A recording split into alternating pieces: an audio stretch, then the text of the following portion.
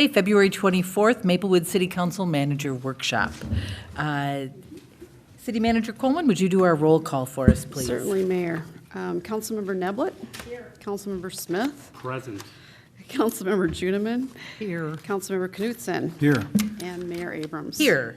We are all present. Is there a motion to approve the agenda? So moved. Second. Moved by Neblett, thank you. Seconded by Knutson. We got you in there, Bill. I'm thrilled. Is there any further discussion? All those in favor? Aye. Aye. Motion passes.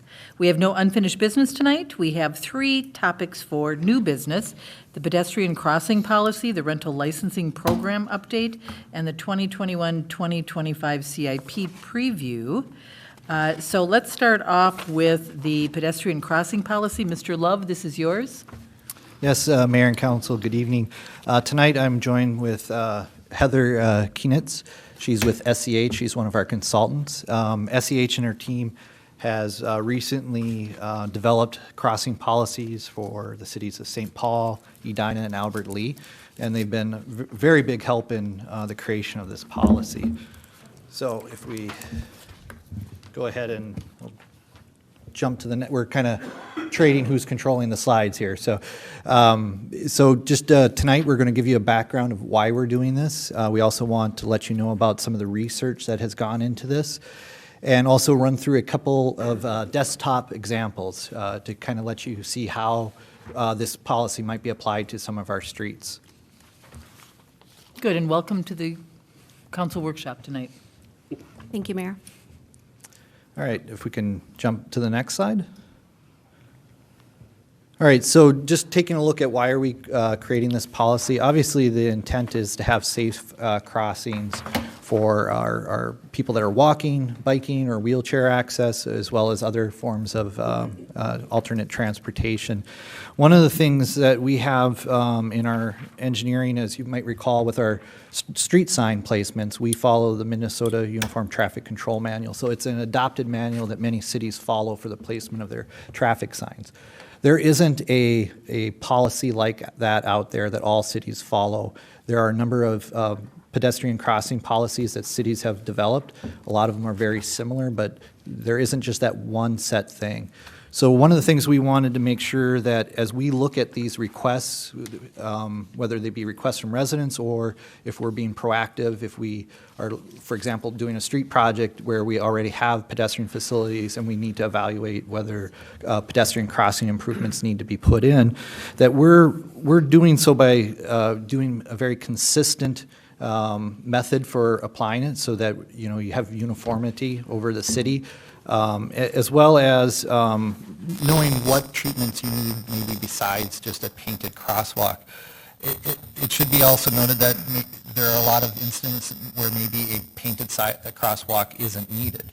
And so this policy is going to really help us with that process.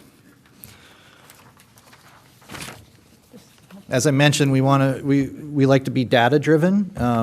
We still use best judgment and best practices, but we like to be data driven, much like our sign policy. The other thing is we wanted to make sure that it was consistent and equitable. So when we talk about equitable, if we have more than one intersection that needs to be looked at, if we have only a set amount of money where we can only maybe make an improvement 1 year, we want to take in things such as populations of maybe seniors, low income, maybe where there might be a possibility for households that are less likely or more reliant on alternative forms of transportation, so that we can weigh that in when we're talking about if we have multiple ones to study or multiple ones to do improvements at. So we wanted to make sure that our policy speaks to that as well. So for how we went about this, we obviously brought in Heather and her team, but we also brought in several stakeholders from the engineering department. We had Jeff with community development. The work that they did with the north end, pedestrian improvements was a big part of that north end, so we want to make sure that we're taking into account their input as well as the police department. We wanted to gather all perspectives, and we also wanted to take a look at what other cities around us are doing and make sure that we're that we're not doing something that's so far off to the right field of everybody else, but we wanted a policy that still speaks to Maplewood as a whole. And with that, I'm going to turn it over to Heather. Thanks, Steve. So in addition to collaborating with stakeholders here at the city, we incorporated a lot of our research that we've done to establish policies in other communities, as Steve mentioned at the beginning of the presentation. We look to best practices, both locally and nationally. We've got a few different examples here on the slide. We certainly look to MnDOT. They're a huge resource for us. We also look to the Federal Highway Administration and then cities around the state. Our policy development and research included a variety of cities here. Of course, Ramsey County and Hennepin County, St. Paul and Woodbury, right near here, and then beyond Minnesota, we look to Boulder and Portland because they're known to have really nice pedestrian crossing policies, and they're also set standards that have been used throughout the country. So this matrix is not intended for you to read.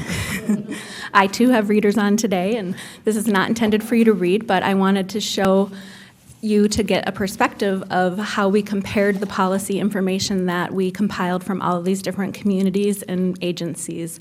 We took all the policy information that we got from these agencies and compiled it into a matrix so that we could compare the data and information and look at how they compared to one another so that we could develop something that applied specifically for Maplewood.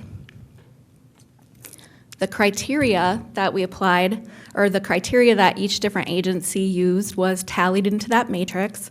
And what you can see is a laundry list of things that different agencies look at when they look at developing a pedestrian crossing policy. They are a variety of different things, and many of them use the same types of criteria. Specifically, traffic volume is always looked at, pedestrian crossing volume is always looked at, and also things like pedestrian generators. The presence of an existing bicycle or pedestrian facility is also very common, and every single policy often takes into account whether or not it's a safe route to school or a school crossing. Most of the policies look at whether or not most of the policies often use a flow chart to determine whether or not a crossing should be marked. So you can see an example from the Portland Department of Transportation on the right there. And this is to ensure the consistent application of the policy per the criteria. Similar to what Steve was saying, there's a really strong desire to make sure that these policies are applied consistently. And these flowcharts will provide a yes or no direction of whether or not to install those treatments. And then once you know whether or not you're going to install a treatment, you want to understand what treatment is appropriate, whether or not it should be a crosswalk and signs, a curb extension, or a bump out to shorten that pedestrian crossing along with that crosswalk, or something like a rectangular rapid flashing beacon as shown in number 3. Steve, can you remind me what school that's at? Is that John Glenn? Thank you.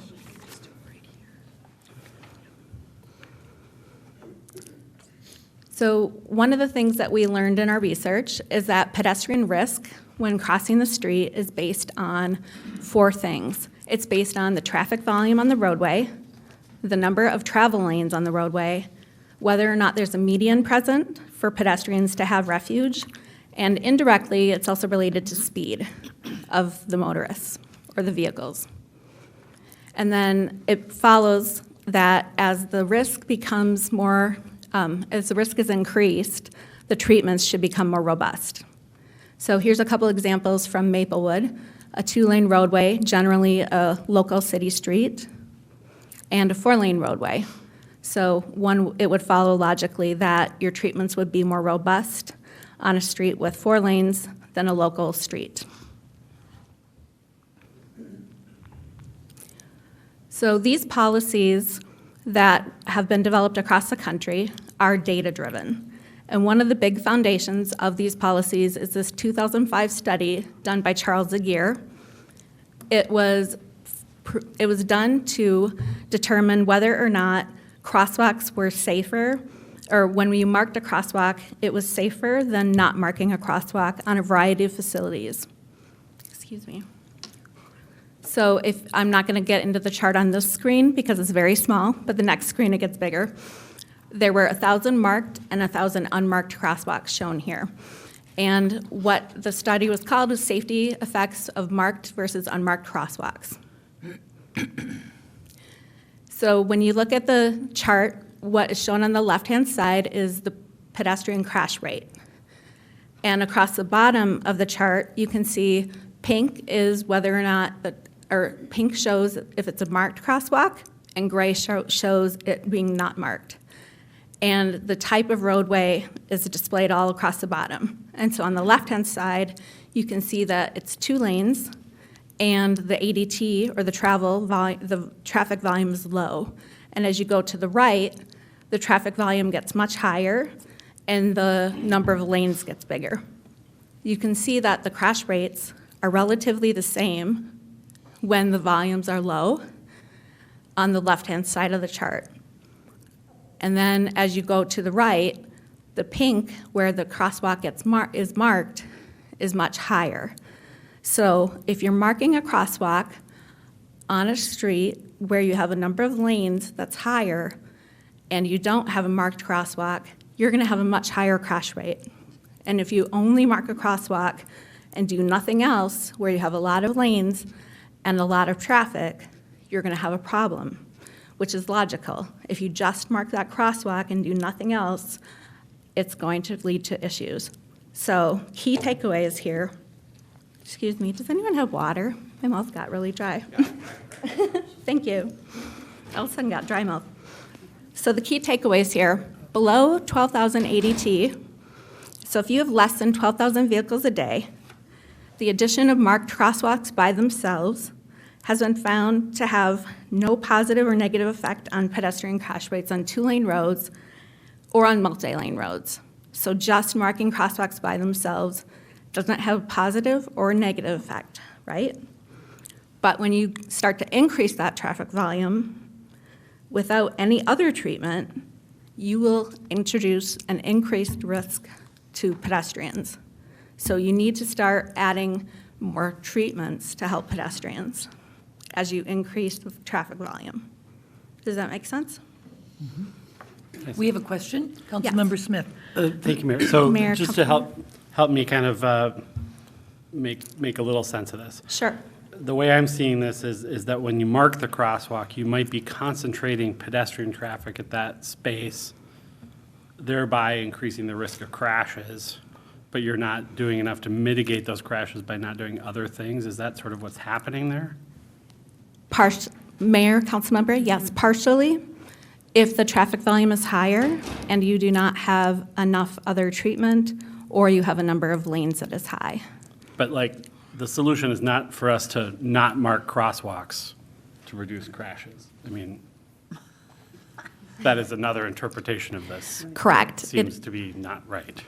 Okay. Mayor, Councilmember, you are correct. Okay. So, thank you very much. That was awful. Just talking constantly without drinking. So, correct, you are correct.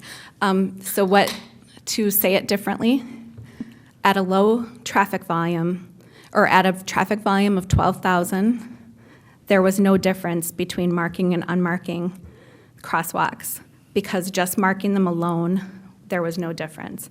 As you increased your traffic volume, there was significant difference just marking, so you needed to do additional treatments. So marked crosswalks alone are not enough to improve safety. And at lower traffic volumes, marked crosswalks alone are not necessarily enough to improve safety unless you're under a certain ADT. Is that answering your question? Adequate? Okay. Mayor and Council, just jump in real quick second. So when we talk about other treatments, we're talking about signage, we might be talking about RRFBs, something other than just the actual paint on the road. Blinking lights, those kinds of things? Yep. Okay.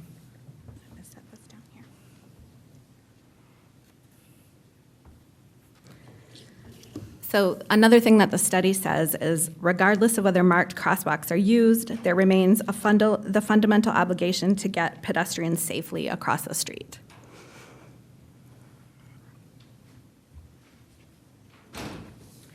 Another thing that I will mention related to this is something that is commonly noted or asked about that relates somewhat to what the council member mentioned, that there is not something that is commonly referred to as a false sense of security that occurs when you mark a crosswalk. Studies by Knobloch showed that when pedestrians have a crosswalk marked on the roadway, they actually have additional scanning behavior, and that dispels the myth that a marked crosswalk leads to a false sense of security by pedestrians. Okay.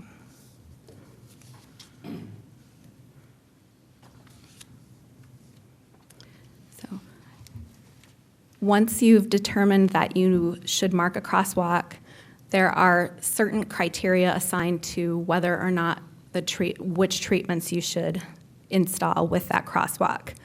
Treatments are determined based on safety research, based on best practices and different guidelines. And there are a variety of different treatments that are associated with different types of safety problems that one can find related to pedestrian issues. For instance, a proven strategy that is often referred to for basic pedestrian improvements is just high visibility markings.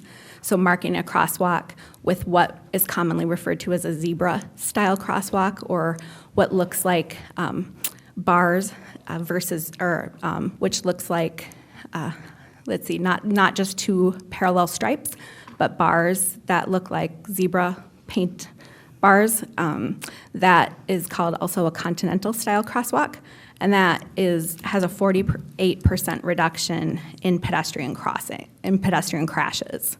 Another proven strategy is a median or raised island that one study found has 39 to 46% reduction in pedestrian vehicle crashes at unsignalized crosswalks when you have multiple lanes on roadways. So there are a variety of different strategies that one can see shown on the chart that relate directly to pedestrian safety improvements that would be installed or recommended as part of another improvement related to crosswalks as one's volume and number of lanes increased. So as we worked on the Maplewood policy, those types of things were incorporated into the policy, and we'll share that in a little bit.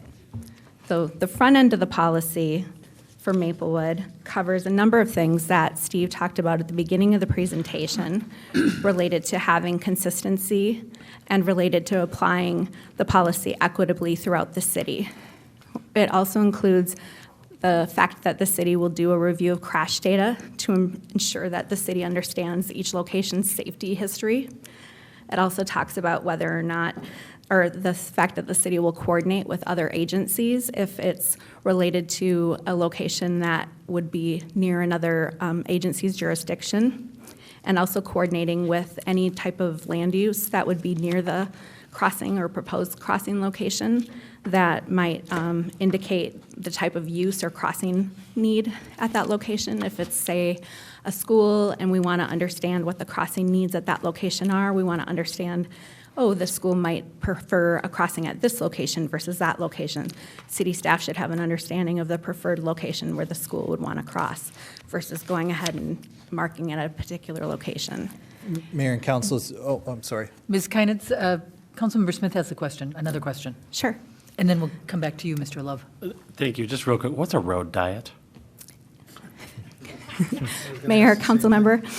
Yes, a road diet is when a roadway that might be, say, a 4-lane roadway would get restriped to be a 3-lane roadway. So you've reduced the number of travel lanes. Thank you. Mr. Love had something too. I was just going to point out a good example of what she was talking about, a generator specific. On the County Road B Trail, for example, we coordinated with the 2 schools to put our RFBs where they have their crossing guards at in the morning. And that was something that we coordinated that crossing to be at that location so that the crossing guards also had the safety of the improvements as well. So that's an example of what she was talking about. Okay. Can I ask a question? This is a follow-up to yours, Councilmember Smith. A road diet and traffic calming, because we just calmed the traffic on Frost. Would that also be considered a road diet? Mayor and council, yes, we went from essentially a 52-foot wide road to like a 26-foot wide road. And that speaks to, things in this policy that we can do. When you look at, I know one of the things Heather often mentioned to me, it's all about gaps. What kind of gaps are there for people to cross the road? Well, it's gaps not only from vehicle to vehicle, but then you also have to look at what is that gap you have to cross. So if you shrink the road in width, you've narrowed that exposure for the resident for how far they have to cross. Or if you do a road diet in the sense of going from a 4-lane to a 3-lane and introduce a median where they can stop, that creates another safe spot where they can look for another safe gap. Okay. Thank you. Go ahead. Sure. The first page also covers the state statutes related to crossing the road and gets into the definition of equitable as it relates to this policy. The second page covers the definitions of uncontrolled crossings versus controlled crossings. Controlled crossings being those crossings that would be controlled by either stop signs or traffic signals, and then also covers roundabout controlled intersections. The real meat of the policy, if you will, would be the last 2 pages, which cover the bulk of what we just spoke about in the previous slides in the presentation, where we talk about whether or not a crosswalk would be marked. So page 3 goes through the flow chart example, which is right here, where we go through the flow chart example of whether yes or no a crosswalk would be marked, and walks the city staff through this for consistent application of the policy so that every location is treated the same. And then the 4th page, once a crossing is called for, provides city staff direction as to what treatment should be implemented based upon the criteria in the table. Councilmember Neblett has a question for you, Ms. Keinitz. Thank you, Mayor. In looking at the policy and page 21, where it has the crossing treatment data-driven, how is this document used with the flow chart that just makes my eyes go crazy? How are these 2 pieces used? Because I was just wondering, too, if you're going to do one of these crossing treatment data-driven analysis for every site. Okay. Mayor, council member. So the way that this will work, if you allow, I could walk through the example that we have on the following slides and walk through how that will work. Perfect. Thank you. And then we can show an example. We have 3 desktop examples of how this policy would apply that we walked through together, and we'll walk through with you. Sure. Thank you. Okay.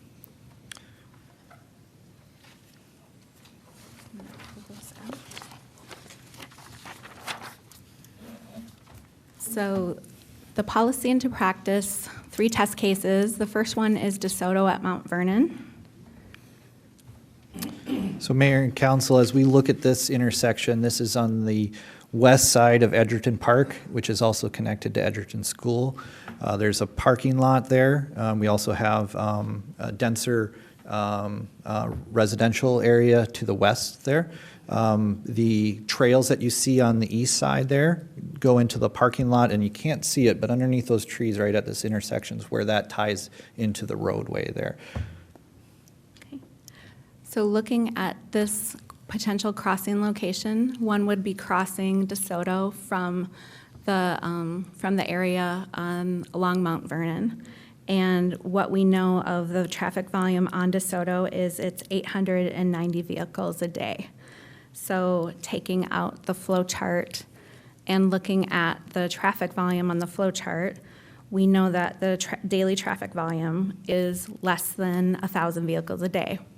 But based on the fact that this is a potential school crossing, we have that footnote number 1 on the flow chart that says that if this is a potential school crossing, that the peak hour could potentially exceed 10% of the daily traffic due to a school generator. So we are making an exception for this location based on footnote number 1 for that ADT volume, and assuming that for lack of having that hourly peak hour data, we're assuming that that would work. So we're saying, yes, it meets that. And then we would drop down to the next piece and say, school crossing or school zone, yes. Adequate stopping site distance, yes. And this would require that we would do a field verification. So we're following the flow chart. And then the one thing I would say is that you can see that there's on-street parking here. So if you were to install a crossing, you would certainly want to limit that on-street parking and make a no parking area to make sure that you had adequate site distance at a crossing. And then based on following the flow chart, you can go to table 1. So Mayor and Council, like we said, there's two tools here. The first one, the flow chart, just determines whether a painted crossing should be placed. If it's yes, then we go to the other chart to see what we should put in with the painted crossing. And this is an example of what Heather spoke about, where we take into account generators. For example, a school. You might have much more heavy traffic during the morning school rush, because you'd have people dropping their kids off as well as rush hour traffic, but you would also potentially have a higher concentration of pedestrians as well going and coming from the school as well. So this is a good example of where it technically didn't meet the ADT, but because of the circumstances with the school, we would look at putting a striped crossing in here with, based off the chart, additional items. That's helpful. Okay. So we'll jump to the next one. Oh, I just wanted to Oh, follow yep, it to. Yep. Oh, I'm sorry. Follow, so then it asks us to go to table 1 to determine what the actual treatment would be. So then we would turn to table 1, and based on the information that we have, we would go to table 1, and we have a ADT under 9,000. We have a traffic volume under 30 miles per hour, and we have a 2-lane roadway. And the dark black colored circle with the number 1 in it takes us over to the bottom right side that says high visibility crosswalk markings, parking restrictions on the crosswalk approach, adequate nighttime lighting levels, and crossing warning signs. So that would be the treatment. And then when you field verify what's out there, there is an overhead nighttime light that you can see there's street lighting. So all of those things would be in place except for the crosswalk markings. So you could install that just in this field exercise. Ready for the next one? Okay. So the next example is from our Ferndale Farrell neighborhood that we recently reconstructed. We didn't have an updated aerial photo, but the yellow there are kind of generally shows you where we built the sidewalks. The sidewalks run down Farrell to Joy Park. And so we wanted to do one of a residential street setting, maybe one that can kind of be, many of our streets are residential streets, they're not all the high volume ones. So we wanted to see how this policy might apply to this neighborhood. So here's a situation where we don't have the daily traffic volume. Based on Steve's description, we made an assumption that the volume would be under 1,000 vehicles a day, and because of the typical residential nature here. And it does not have a nearby school, so it wouldn't qualify for the school exemption of footnote number 1. So based on that, we have not meeting the ADT of 1,000. So on the flow chart, that would take us a no to no action recommended. Some of our streets that are like this have an ADT that might reach 300. And we have some streets like that. And certainly as you go farther into a neighborhood, that ADT goes down as well.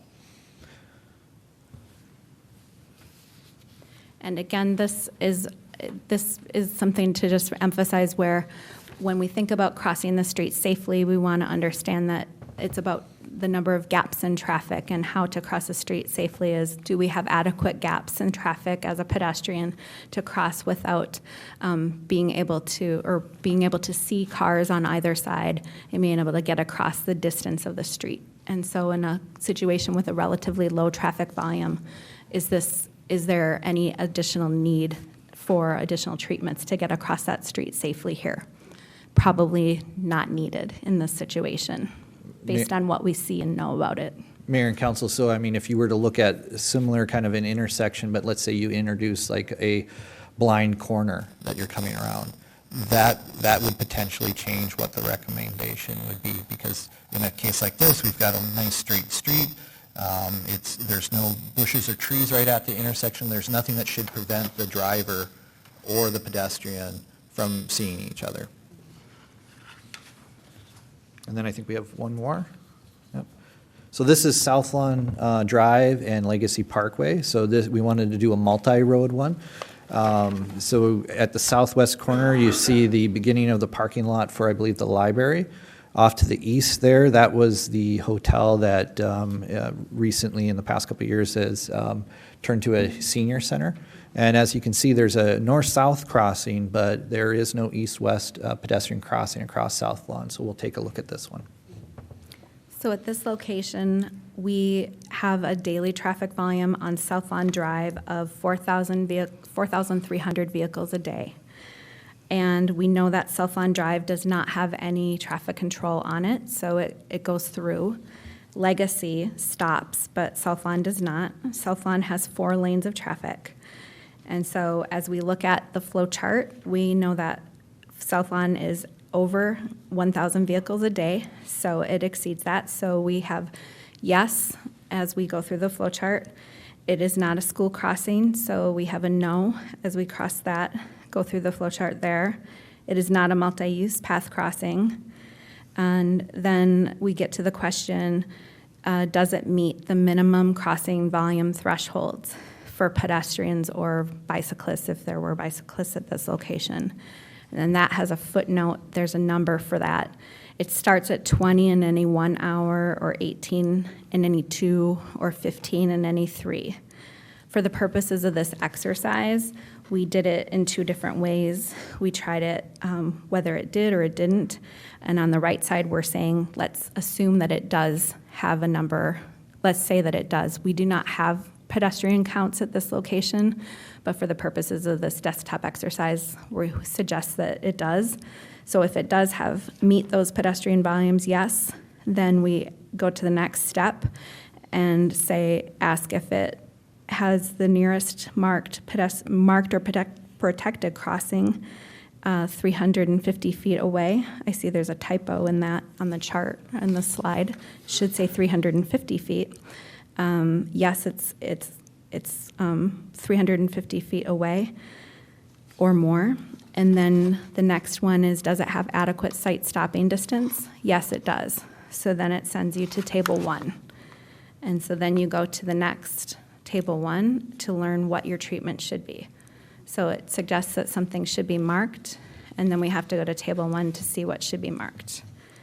And table 1 tells you that you should install a marked crosswalk with advanced stop here, pedestrian sign, and stop lines, based on the fact that it's 4 lanes without a median and the volume between 1 and 9,000 vehicles a day, and a speed of less than or equal to 30 miles per hour.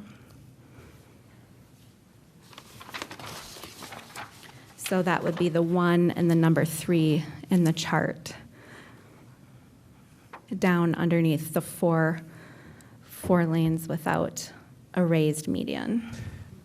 And Heather, could you just touch on maybe the difference between a solid black circle on that chart, a number, and a Sure. open circle? Sure. So the solid circle gets into something that should always be considered, and that is typically the treatment you would want to apply. Obviously, engineering judgment plays a role every time you're looking at something, but that is something that you should always consider. And then the circle that is hollow is something that you would want to look at with other measures and consider in conjunction with those measures, but wouldn't have to or necessarily always be applied with those measures. And so you would want to strongly consider that option if it makes sense for that particular location or treatment. And that is where you might want to go back and look at your situation. As the council member Neblett pointed out earlier on the previous slide, where we talked about data-driven, and it had the different countermeasures that related to a particular safety problem. Those types of specific countermeasures that relate to specific issues, and those are specific to a site. So those are additional treatments that you could consider. And Mayor and Council, so that's 3 examples kind of showing how the policy would work. We certainly wanted to make sure we provided you the background about how we developed the policy. And for tonight, we're looking for feedback about the policy, and we're available for any additional questions. Council members, we have 2 other items on our agenda tonight. I just want to remind you of that. Are there any other questions that anyone has? Councilmember Smith. First, I want to thank you, Mr. Love, and everyone who's been a part of this. I think this was something I brought up a while ago, and I think it's, I really feel good about the work that's happening here. I think this plan is a really good start. I guess what I'd like to learn more about in maybe a future time is how do we operationalize this? Does this become part of that 2-year road inspection cycle that we do, the walking tours? Do we have a hit list of intersections we need to go after sooner rather than how do we prioritize that? Like, I understand the sort of how you're thinking through the equitableness of all this, but I think that's probably the next step for me, is to really understand how do we make this real, and where do we need to be proactive versus reactive. Mayor and Council, I'll just touch on that really quick. Obviously, the CIP projects are one area that we would start off with as part of our project design. We'd use this policy for any crossings that we would be considering. We'd also, of course, reactive as we get requests in from residents. But I think then looking at our network system of, our GIS, where do we have crossings, where do we have those signs at, and begin looking at where do we have those gaps. One point, just following up with what Councilmember Smith talked about, implementing this. It's kind of what is the next step? One of the factors in implementing this that I would like to see, since we are very data-driven here, is if we could identify our most vulnerable crosswalks, because I really think that we need to address those first. And obviously, as we're doing, we've got 3 street projects, I think, this summer coming up? Mayor and Council, that's correct. And if there are, crosswalks that we have to add to that will be part of those projects. But I think it's going to be important that we look for our most vulnerable crosswalks. Kind of like, we do our worst streets first. Yes. That we've got some vulnerability here in our crosswalks, and we want to make those as safe as we can, as quick as we can. Okay? So, with that, so the next steps are? Mayor and Council, I believe the next steps would be to bring this, if there's no revisions to the policy itself, would be to bring it to a council meeting for the council to formally approve. And then we Okay. can proceed with starting the implementation of it. We will look forward to that. Thank you for all of your work. It's really nice to see all of the data so that we can be consistent and we can really identify what it is that we need at each one of these crosswalks. So, at these gaps, as you call them. Brian has another comment. Oh, I'm sorry, Councilmember Smith. Thank you, Mayor. I'm sorry to be kind of chatty on this one, but I'm kind of passionate. I just mentioned City Manager Coleman, too. As we're looking at these things, I think if there are incremental resources required for us to do, because I couldn't have said it better than you did, Mayor. I think we do have to be proactive about those most dangerous areas. And I think personally, I would like to have that conversation if those resources are required for us to do that proactive work. because I do feel like for relatively small investments, we can make big differences here. So I can't guarantee we say yes, but I think I'd like to at least have that conversation. Might I suggest when the policy comes back to the council, that there be some recommendation on how we move forward with addressing those most vulnerable crosswalks in our city? So that then we can look at that all at one time, and then we can look at how we can get this thing going. Road project season is coming, and it'd be really nice to get some of these done this summer. So, thank you very much. Thank you. And we are moving on to rental licensing program update with Mr. Thompson. Mayor and council, thank you. We just wanted to give you a brief update on where we're at with the implementation of the rental housing program.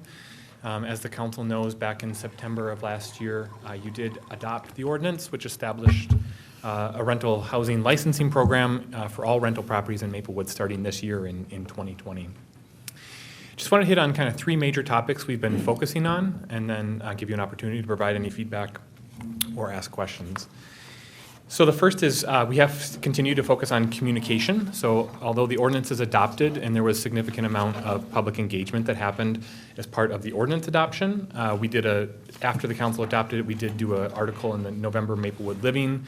We have held a number of meetings with landlords and property owners and continue to have phone calls and conversations with them, understanding that they also have interest in how we implement this program so that it responds to some of the feedback we heard as part of that public engagement. Secondly, this has probably taken the most of our time as we've been reviewing our property maintenance regulations that we have today. So Maplewood is fairly unique in that we actually adopt our own property maintenance code. It was kind of adopted in our ordinance, and so it's a little dated. It's what we use, and it's a couple weaknesses of it. Is one, it actually has separate regulations for rental property versus owner-occupied property. So there's a disparity in the types of regulations. Second, because it's dated, it doesn't address a number of things that we think are important for safety and safe living conditions. And thirdly, because it is our own and hasn't been updated, it's fairly difficult to enforce. So what we have reviewed is going to the International Property Maintenance Code. It's a code that's developed by the International Code Council, which is the same body that develops the building code, the state building code, the state fire codes. So it's a body that regularly reviews these from different code professionals across the United States and puts forward kind of the best practices. What's interesting is our code can be somewhat difficult to enforce at times or difficult to interpret. We've actually kind of used the IPMC as kind of to see what does that say about it to kind of give us some guidance on things. And three, to give you kind of specific examples on like why now. One, I think, is we shift from reactive code compliance to more a proactive. I just briefly looked at the code today and found three things that we're not regulating today that we think are important. So one, because our code is old, we don't have any regulations on carbon monoxide detectors. Second, because of its age, we don't have no means of egress or exit from a building in case of emergency in our code today. And thirdly, we actually don't have a maximum occupancy in our code today, or the number of people that can live within a unit based on the size of the bedrooms and living space. And these are three things that actually are regulated in the IPMC. So the third piece of why it's important is, and this is probably from some of the feedback, is it's a code that other communities use. So it's something that as landlords have properties in multiple communities, what we heard was be consistent, be clear, and be understandable. And we think the IPMC positions us to do that better to respond to the feedback we heard from landlords and also from tenants. So, and just to go back, we did bring kind of the code to the Housing and Economic Development Commission in the fall, just to give them an update and get their feedback. And they did recommend that we move forward with adopting the IPMC in lieu of our current ordinances. And then third, just wanted to know that this isn't visible. This is kind of the behind the scenes stuff, but we're working on a number of our internal kind of functioning on how this program will happen. So we are in the hiring process for the two positions that will be in community development, a licensing specialist and a housing inspector. Those positions actually close on Friday, so we're hoping to have those people that would be added to the team to deliver the program hopefully in April.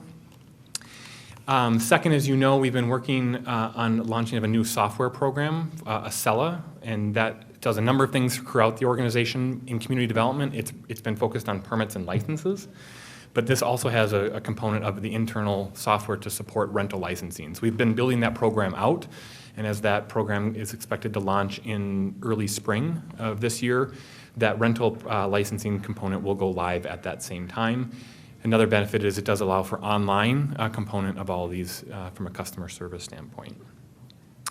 And then lastly, internally, we have formed within community development kind of an interdisciplinary work team, and this team is going to be working on kind of all the logistics of launching this program. I think one thing we're continuing to focus on is what resources we can make available. Hennepin or Ramsey County services, Minnesota housing programs, just so that landlords and tenants, we have some tools should problems or issues come out of our inspections and launch of this program, that we're not saying this is something you have to deal with, that we're proactive in providing resources to landlords and to tenants. So with that, this is just the information that was the same back in September. This year, we will be licensing all rental properties with inspecting the multifamily units this year and then rolling into single-family properties in the next 2 years. The fee schedule has not changed from when you adopted that in December, so we're continuing to move forward with the adopted fee schedule. And in terms of timeline, as I mentioned, we are currently finalizing the hiring of staff when launching software. In this summer is when we'll start the communication and applications for licenses sent out to all the landlords and property owners in the community to begin inspections kind of in conjunction with that. And then as we continue throughout 2020, we'll continue inspecting all those multifamily properties. So with that, Mayor and Council, happy to answer any questions you may have. A lot of lights, and I think it's going to be about the IPMC code. I'm sorry, I did not see council members. Councilmember Juniman, we'll go Thank with you you. first. Mine isn't actually. Refresh my feeble mind. Are our fees pretty much in line with what other places charge? Mayor and Council, yes. I think we did a number of things when we set our fees. One, I think we looked at the program cost, so how much it's going to cost Right. to run the program, and set the fees to support the program, meaning that the other tax sources are not going to fund the Right. program, but also the program is not going to generate revenue that will be used for other program expenses within the city. So we looked at that first, and then certainly did a comparison to make sure we're in the ballpark of what other communities are charging. Thank you. Thank you. Councilmember Smith. Thank you, Mayor. I know you and I talked a little bit about some confusion we had about which other program inspections may be done in lieu of this. Have we made any progress in kind of figuring out which ones of those we can accept? I know that was something we've talked to some of the larger owners about, whether HUD or some of those are. We have, Mayor and Council, and I think there's really one specific thing that's come up as part of one of our meetings, and that's around a project that is very unique in Maplewood in that it has HUD financing behind it, so they're inspected. The challenge is that it only applied to a portion of the property, so it wasn't the whole complex itself. It's the cottages. It's a huge development, but the assisted living HUD financing was on a specific one of those buildings. So part of the units will be exempted, part of them won't, because they're independent or they're assisted living provided services within the actual units. But if they're independent units without services, they wouldn't be exempted and they would be required to be licensed. Great. I think there was one other property we talked about too. We can talk offline. Sure. but- Thank you. Councilmember Neblett. Thank you, Mayor. I think my question is kind of related to this. I remember when we were having the public hearing about this, it was a question about whether or not if HUD came in and did their inspection, and I'm not sure how long their inspection lasts, like if it's 2 years, 3 years, whatever, would we have to then still within, let's say the scope of a year from the HUD inspection, would Maplewood then come in and do its own inspection, or would Maplewood respect HUD's timeline / inspection and then pass over that until the next go-round? Sure. So Mayor and Council, what we understand and heard is that HUD has a couple levels of inspection, which is why we focus on that HUD financing, because that's a much more intense inspection that's done on a more regular basis and probably more consistent with what we've been doing. So the short answer is probably in some cases, yes, it's probably duplicative in that we're doing the same inspections around the same code provisions, but oftentimes a lot of the more formal HUD stuff is actually, they're doing inspections, but it's not to the same extent of what the IPMC would be. I'm interested, it sounds like I'm interested in the IPMC code. The three things that you identified that are currently not in our code seem to be woefully out of date, and it seems that we need to address it. I mean, carbon monoxide, nothing is included in our code. I mean, that was the first thing that triggered something for me. So what would be the process then for us to update our code to the IPMC code? So Mayor, the process will be, it's fairly straightforward, and it's really just an ordinance amendment. So what we would do was essentially strike our existing code provisions and then adopt a very short section of our ordinance that says we are adopting for housing code, the international, or for any code, the International Property Maintenance Code. And that's the exact structure that we do today around the building code. So it's a fairly simple ordinance amendment that we would bring back to you for at one of your future regular meetings. Council members, I don't know about you, but I'm very interested in updating that code so that we have, I see a lot of nodding heads and I heard a lot of up here, a lot of kind of little mumbling and really, we don't have that? I only didn't bring it up because it seemed a no-brainer. Yeah, okay, that would be a good way to put it. Yeah, so I do it, I think you've got the direction from the council, so. Great. Thank you very much. We're all done with our questions, and we are getting ready for our last presentation. Thank you, Mr. Thompson. Next, we have Ellen Paulseth, our Finance Director, with some very good news. And a nice celebration about it. Mr. Love is joining us tonight as well, Okay. so just to point that out. We're calling this the CIP preview, but really it's more of a celebration, as you mentioned. We're kind of at a crossroads or a turning point or in our CIP planning, and we really wanted to celebrate a specific thing that happened in the last couple of weeks with one of our projects. And hopefully you were all able to enjoy one of the cookies that were in the They were very Maplewood good. room. As you can tell, they were designed by Maplewood Engineering Department, but we wanted to point out that they were not funded with city funds. They were purchased by us. So it's a replica of the English 36 interchange. So we'll get started with our very brief presentation about where we're going from here. There's some real implications about the payoff of this project. So, Mayor and Council, as you know, the English 36 project that was done a number of years ago was certainly one of the largest and most complex projects that the city staff undertook. We led this project versus MnDOT leading the project. As you can see, it used to be an at-grade intersection with a slight backup in traffic during rush hour events. One of the reasons that I was told that we led this as a project is so that we can ensure access to the businesses there versus maybe MnDOT coming in and just putting a bridge in with no on and off ramps. So if we skip the page here, as you can see, we did get a good improvement in that flow of traffic along 36. It was a huge improvement in that sense. One of the big things for us that we're celebrating, again, it was about $26.3 million project. About $4 million of that was city funds. The city's portion did come in higher than we anticipated. So as we talked about the challenge of council, how do we do more street projects and lower the debt level at the same time? How do we go about this? This was one of our biggest targets that we had when we sat down, Ellie and I, a number of years ago and began looking at this. So if we just skip to the next slide.